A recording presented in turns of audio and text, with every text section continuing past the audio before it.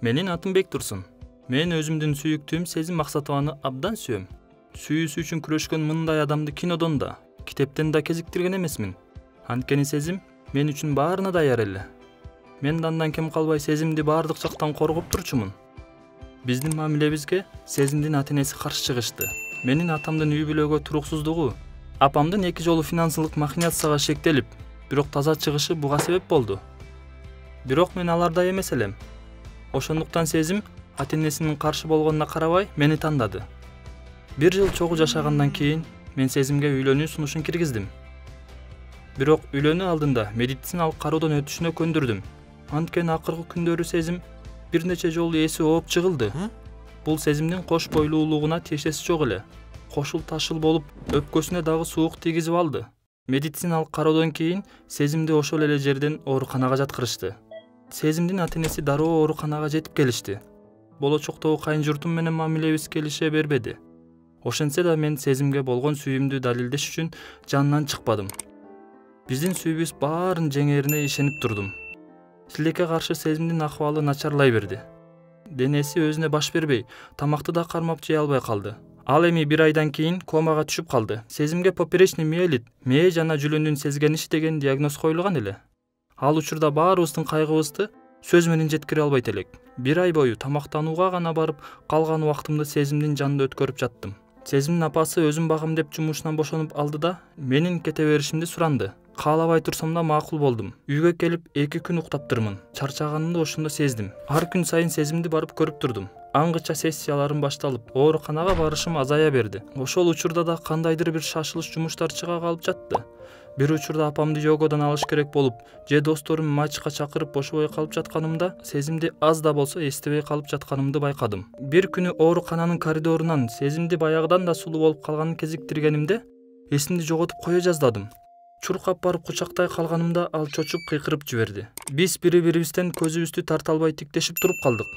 Менин маңдайымда өттө келишимдүү угуп жүргөн, бирок көрө элек Сезимдин эгизи Ребекка эле. Ушул жолугушуу менин жашоомду астын үстүн кылды. Сезимди таптакыр эле унуттум. Ребеккасыз 1 мүнөттө жашай албасымды билип турдум. Бассам турсам да эсимде. Уйку көрбөй, тамак иче албай калдым. Бул сезимдерим үчүн өзүмдү жек көрүп да турдум. Бирок менин колумдан эч нерсе келбейт эле. Мен кайрадан ооруканага Сезимди көрүш үчүн каттай баштадым. Бирок менин максатым Ребеккага жолугуп, аны менен маектешүү, же жок деген аны сыртынан болсо да карап туруу болчу. Ребекка мен үчүн кызыктуу китептин жаңы барагындай эле. Жада калса себинген атыры да өзгөчө болчу. Эң негизгиси Ребекка кинематография академиясында сценарист факультетинде окучу. Мүнөзү да шайыр, тамашакөй, ар дайым күлүп жүрчү. Мен өз оюмда биз бири-бирибиз үчүн жаралгандай сезип жүрдүм. Биздин кесибибиз да окшош болчу. Мен өзүмдүн университетимдин кино жана режиссер факультетинде окуйм. Режиссер жана сценарист бири-бирине төп келет. Мен Ребеккадан сценарий жазганды үйрөндүм. Өзүнүн сценарийлерин окутушун суранып турчумун. Ар бир сценарий жазылган барактан Ребекканын атыры жыттанып турчу. Ребекка Сезимди караш үчүн 1 айга суранып келген эле. Кайта турган убактысы жакындап калган. Бул учурда биз тил табышып калганбыз. Бизди көп нерсе жакындатып турчу. Кино жөнүндө тыным албай маектеше алчубуз. Күндө аны клубтарга, кечелерге чакырып, досторум менен тааныштырдым. Көбү Сезимге абдан окшош турушчу. Биз киного кирип, жаш сценаристтердин автордук чыгармасына арналган кечелерге барып, съемкаларга катыштык. Ребекка келгенде айлана шаңга бөлөнүп кетер эле. Сезим менен Ребекканы ар убакта салыштырчу болдум. Жалгыздыкты сүйгөн, уялчаак, тарынчаак, кызганчаак Сезим Ребекканын көлөкөсү эле болуп калды. Өзүмдүн мынчалык өзгөргөнүмө нааразы да болуп турдум. Ойго эмнелер гана келбейт. Балким Сезим көз жумуп кетсе, мен өтө кайгыргандай болуп, аябай ыйлайм. Мүрзөсүнө эстелик да тургузам. Ар убак гүл алып келип эстеп турам. Албетте, убакыттын өтүшү менен менин кайгыым басаңдай баштайт. Ошол учурда Ребеккага чалам. Ага Сезимге окшош сиңдисин көргүм келгенин айтам. Мунун эмне жамандыгы бар?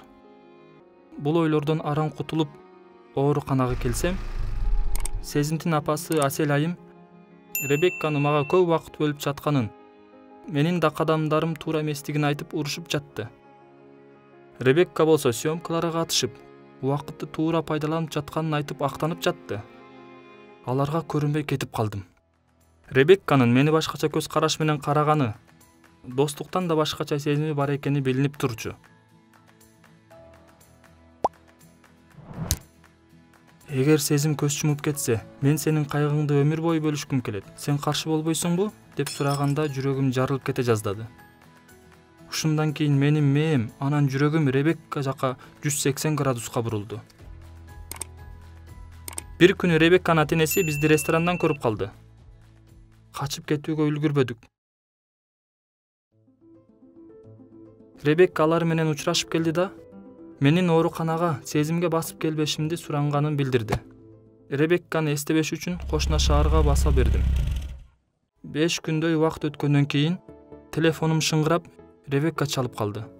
Телефондон ыйлап, менсиз жашай албасын шыбырап жатты. Бири-бирибизди сүйөөрүбүздү сезген элем. Жолугушууга ар кимибиз өз машинабыз менен шашып бара жаттык. Шаардын аралыгы 4 сааттык жол. Демек 2 сааттан кийин жолугабыз. Жолдо бара жатып да телефондон бири-бирибизди түбөлүк сүйөөрүбүздү айтып убада берип, телефондон жүрөктөрдү 1000 жолу өбүшүүнүн сүрөттөрүн кетирип жаттык. Буга чейин биз кол кармашып да басып көргөн эмеспиз. Ребекканы эч качан кое бербейм. Мейли ата-энеси каршы болсун. Аны багып алууга кудуретим жетет деп жаттым. Менин ата-энем эң бай адамдар эле. Жолугууга 15 мүнөттөй убакыт калганда кайсы жерге жеткенин билүү үчүн кайра чалдым. Бир убакта тормоздун катуу басылганы, Ребекканын кыйкыры угулуп барып байланыш үзүлүп калды.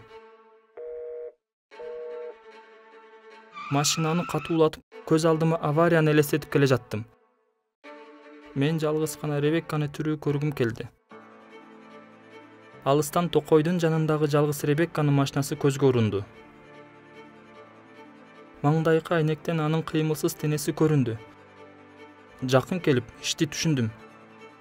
Машинанын артында адамдын жансыз денеси жатат. А Ребекка болсо рулду кучактаган боюнча өзүнө келе албай үнсүз ыйлап жатты. Ребекканы карасам, эч жери эч нерсе болбоптур. Сүзүлгөн адам болсо жан бериптир. Чечим чыгаруу үчүн 1 минуталык убакыт талап кылынбады. Өлгөн адамды токойдун ичине сүйрөп барып, жашырып, үстүн бутактар менен жаап салдым да, Ребекканын машинасын токойдун башка жагына сүйрөтүп таштадым. Өзүмдүн машинама Ребекканы салып, шаарга бет алдым. Жолдо катар Ребекка түрмөгө түшүүгө мүмкүн эместигин, ата-энеси сезимден кийин мындай соккуну көтөрө албастыгын, өмүр бою кайрымдуулук иштер менен алектенерин, өлгөн адамдын үй бүлөсүнө жашыруун жардам берип турарын, авария жөнүндө фильм тартаарын айтып жоюлуп ыйлап жатты. Жолдон токтоп соротууга канчалык аракет кылсам да болбоду. Мен сагынып кучактагым келген Ребекка эмес, кучагымда таптакыр чоочун коркок, эс тутумун жоготкон, башкарууга мүмкүн болбогон Ребекка турду. Кайгы менен бир гостиницада түн өткөрдүк. Ребекканын телефону талкаланып калгандыктан симкасын менин телефонума салып, ата-энесине деңизге салууга кеттим деп Ребекканын атынан кат жазып жибердим. 5 күн өткөндөн кийин Ребекка өзүнө келе баштады. Акыры ата-энесине жолугуп алып, окуусуна кайтып кетти. Андан бери 2 жыл өттү. Сезим кандайдыр бир керемет менен жакшы болуп айыгып кеткенин досторумдан уктум. Сезим соц тармактан мени издеп таап, достук жөнөтүп жатат. А мен болсо 3 күндөн бери ата-энеси мен жөнүндө эмне деди? Ребекка экөөбүздүн мамилебизге кандай карайт? Ушунча убакыт жок болуп кеткенимди кандай түшүндү деген суроолор менен жашап келем. Азыр сезим менен жолукканга даяр эмесмин. Анын үстүнө баштагыдай сезимдерим да жок. Досторумдун айтканына караганда Ребекка аябай өзгөргөн. Сиңдисинин эле көчүрмөсү болуп калган. Мына ушундай окуя менин башымдан өткөн. Жакса класс басып, комментарий калтырыңыздар. Биздин каналга да жазылганды унутпаңыздар.